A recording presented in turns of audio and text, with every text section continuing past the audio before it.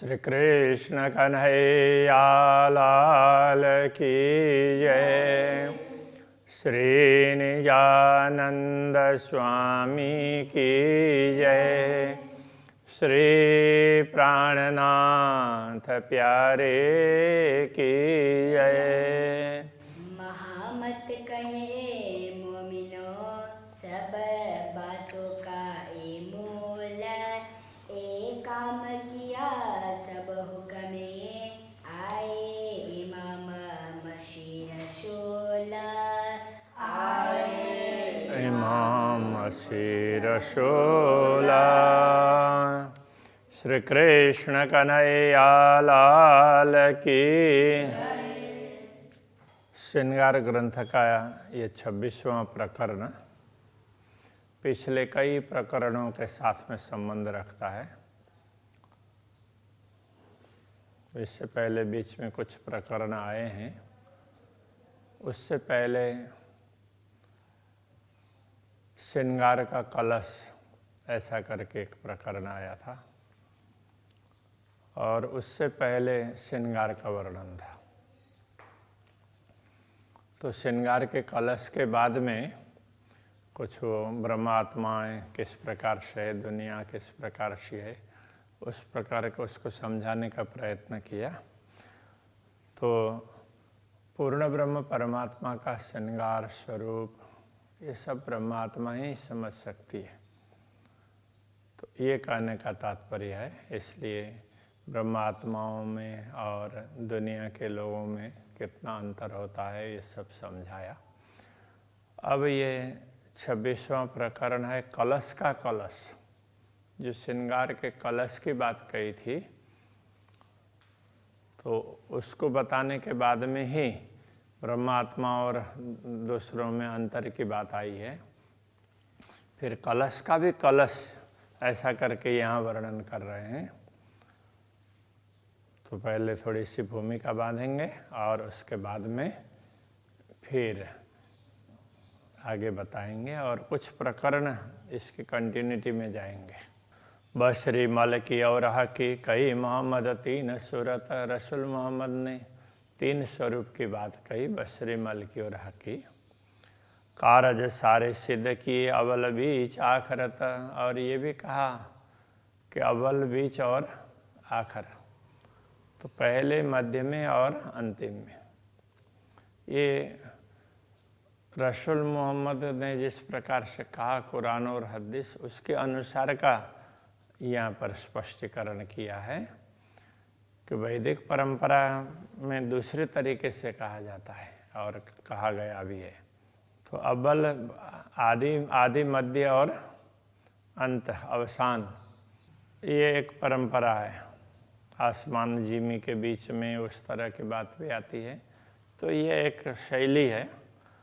ये तीनों मिल किया जहूर, इन तीनों ने मिल करके 3 स्वरूप बशरी मलकी और हकी तीनों ने मिल करके ब्रह्म ज्ञान को प्रकाशित किया। जहूर का तात्पर्य प्रकाश फैलाया।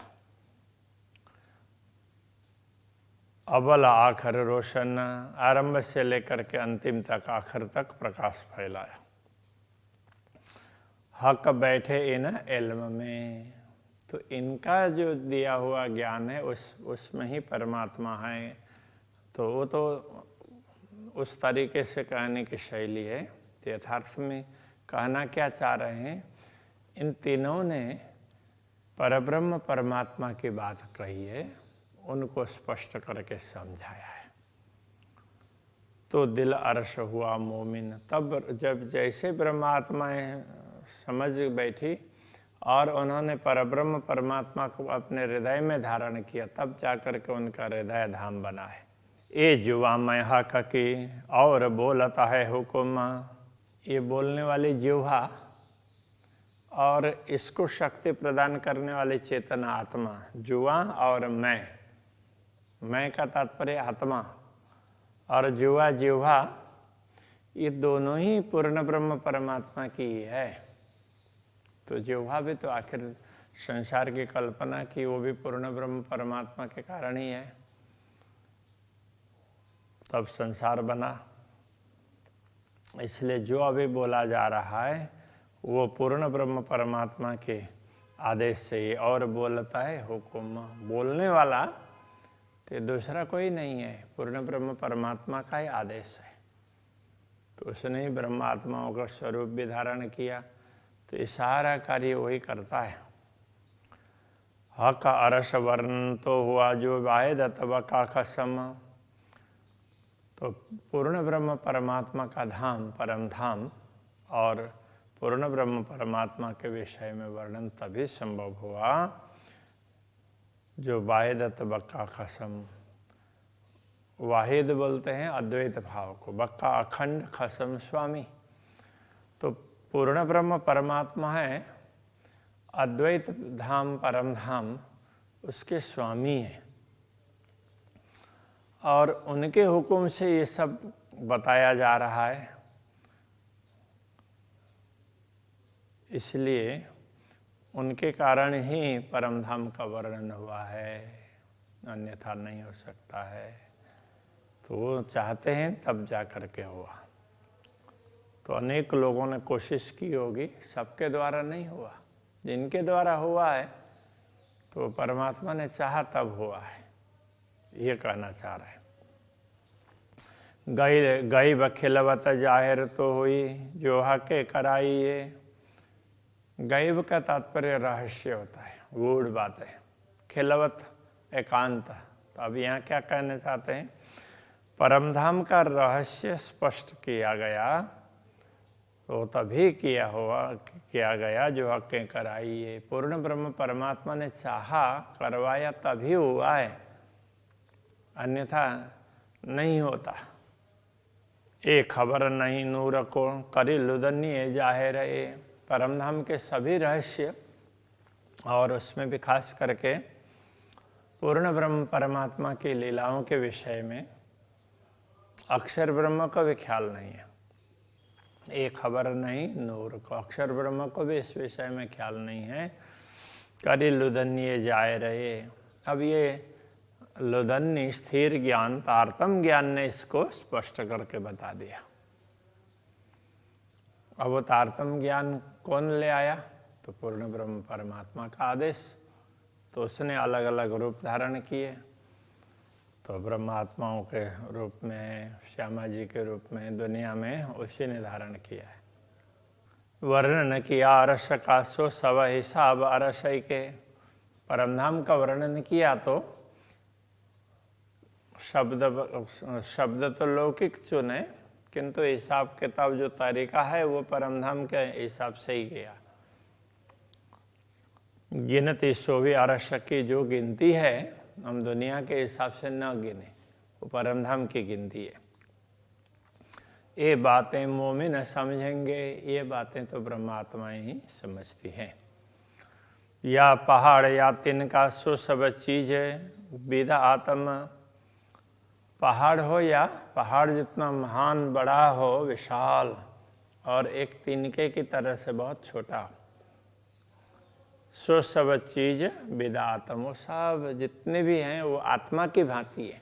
जैसे आत्मा अक्षरातीत का अंग है, आत्माएं अक्षरातीत के अंग हैं, उस प्रकार तो आत्माओं के भी अंग के रूप में ये सब है।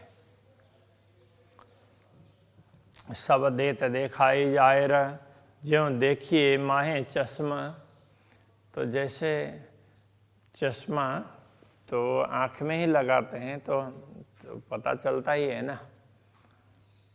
तो उस तरह से जैसे आँख के पास में ही है, तो उसी प्रकार से सब देत देखाई जाए रहा। तो जो बाहर दिख रहा है, एक तिनके से लेकर के, एक अणु से लेकर के पूरा धाम, तो ये सब स्पष्ट करके बता दिया।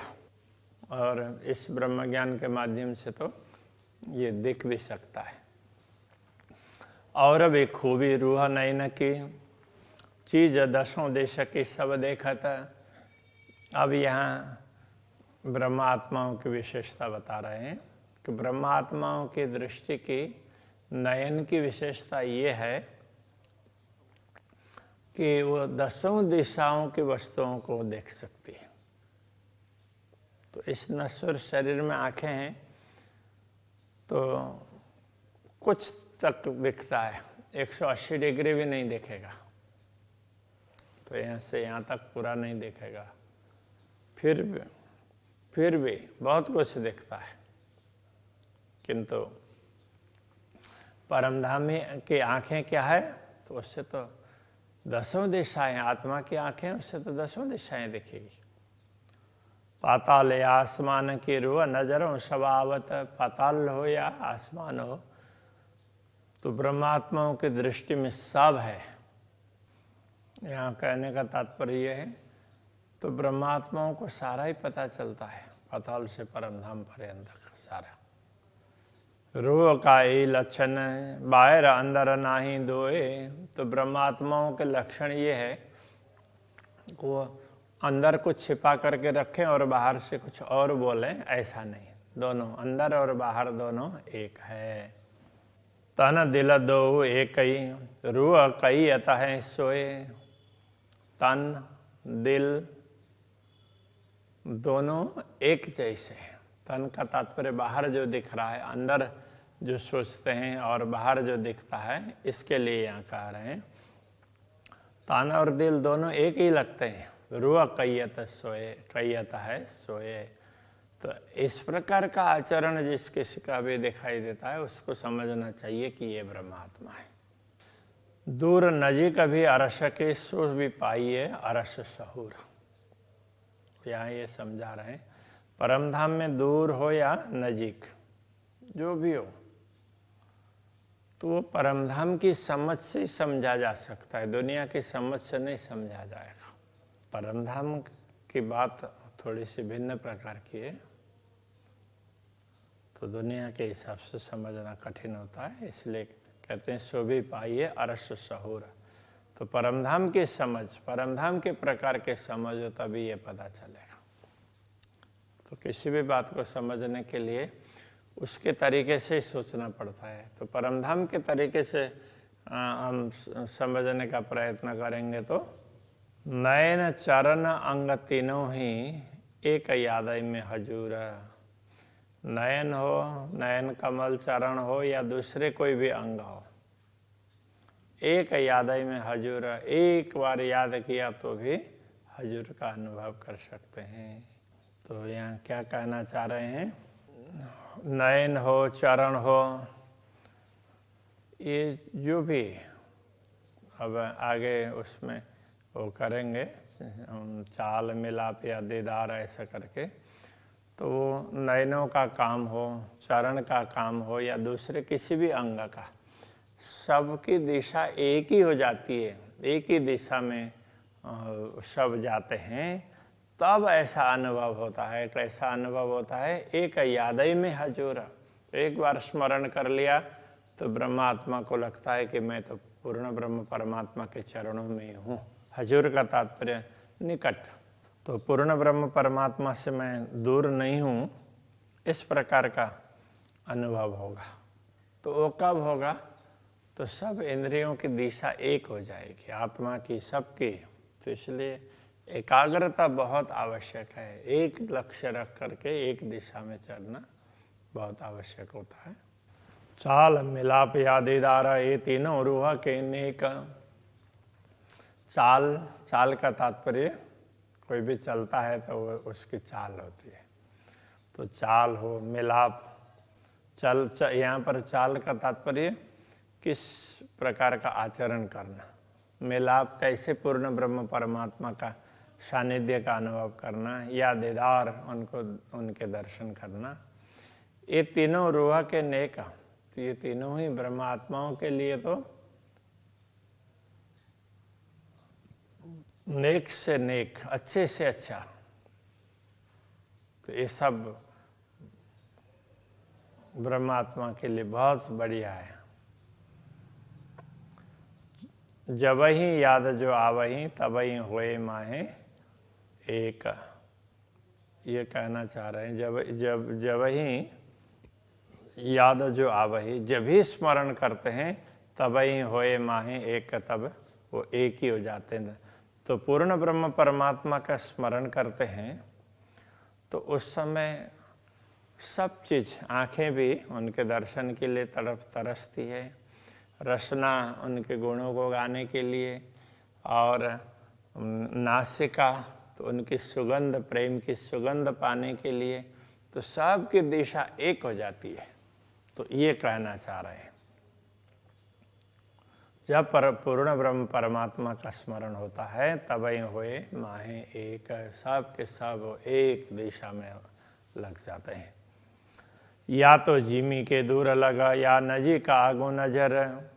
तो इस दुनिया में, दुनिया के हिसाब से अथवा परमधाम के हिसाब से भी कहें, या तो जिमी के दूर लग, भूमि में दूर दूर तक हो, अथवा तो एकदम नजीक, आगू नजर करने का तात्पर्य नजर के समक्ष एकदम नजीक हो, कोई भी वस्तु दूर हो या नजीक हो।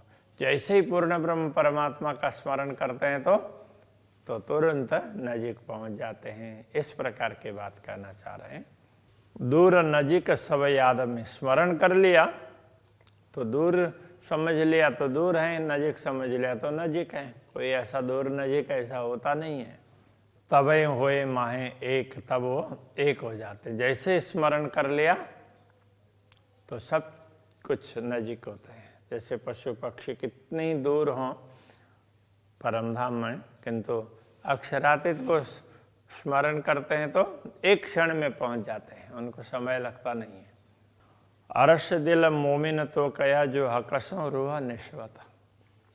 ब्रह्मात्माओं को धाम हृदय ऐसा कहा, तो उसका तात्पर्य क्या है? तो आत्मा का संबंध पूर्ण ब्रह्म परमात्मा से है ना, आत्मा तो उनके अंश स्वरूप है ना, इसीलिए उनको धाम हृदय कहा। उनके हृदय में परमात्मा विराजमान होते हैं, इस तरह से कहा। ना तो अरस दिल आदमी का क्यों कहा जाए ख्वाब में, तो मनुष्य का दिल और ये भी नश्वर जगत में, तो उसको धाम कैसे कह सकता है? दूर हो या नजीक हो, सारा वो एक जैसा ही होता है। स्मरण करते हैं तो दूर का भी नजीक का एक ही है, एक साथ में पहुंचेंगे कहीं भी। ऐसा है। जैसे राज्य के दर्शन की इच्छा हुई तो पशु पक्षी वगैरह किसी भी मानिक पहाड़ के हों या पुखराज पहाड़ के हों, दर्शन की इच्छा हुई तो एक साथ में पहुंच जाएंगे। इस प्रकार से समझना होता है। रूह तन की असल अरश में अरश ख्वाब नहीं तफावत। ये ब्रह्मात्माओं का असली तन परमाधाम में है, परात्मा। तो उसने इस स्वप्न को देखा है। देखने वाली चेतना आत्मा तो वही है, इसलिए उसमें और इसमें कोई अंतर नहीं है, ये समझाना चाह रहे हैं। और इसी चौपाई से आगे जा कर के कहा जाएगा। तो रूह तन की असल अरश में परात्मा तो आत्मा का जो आत्मा का असल है वो तो परात्मा है, वो तो वास्तव में परमधाम में ही है। इसलिए अरश ख्वाब नहीं तफावत है। तो परमधाम की आत्मा हो या दुनिया में शरीर धारण करने वाले ख्वाब की आत्मा हो, स्वप्न देखने वाली, उसमें अंतर नहीं है। इसीलिए तो कया शहरग से नजीक बीच दुनिया न्यामत। तो इस दुनिया में ये बात इसलिए कही कि परमात्मा तो प्राण नली से भी निकट है, क्योंकि परात्मा के तो निकट ही है ना, इसलिए ये आत्मा भी तो परात्मा के अंदर ही है, इसलिए दूर नहीं है, ये बताना चाह रहे हैं। दिल मोमिन अरस तन बीच में, तो ब्रह्मात्माओं का दिल है तो वो परात्मा के अंदर ही है। परात्मा ने ही इस दुनिया को देखा है। उन दिल बीच है ये दिल, तो ब्रह्मात्माओं का ये दिल है, ये भी परात्मा के दिल में ही है, उससे अलग नहीं है। कहने को ये दिल है अरश दिल असल।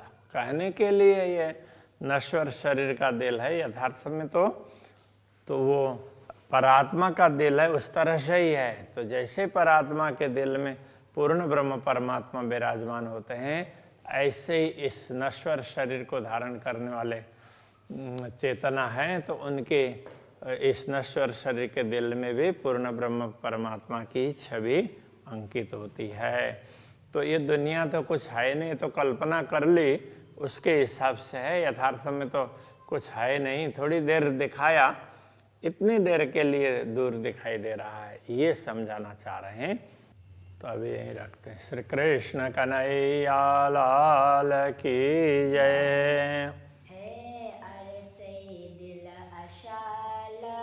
है अरसई दिल असल,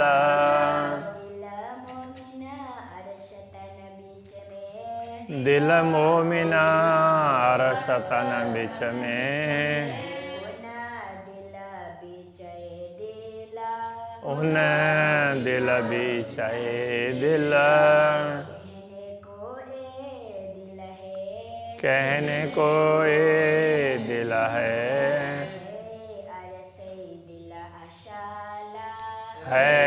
अरसई दिल असाला,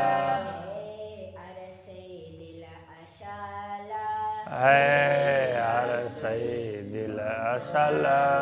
कृष्ण कन्हैया लाल की जय। श्री निजानंद स्वामी की जय। श्री प्राणनाथ प्यारे की जय।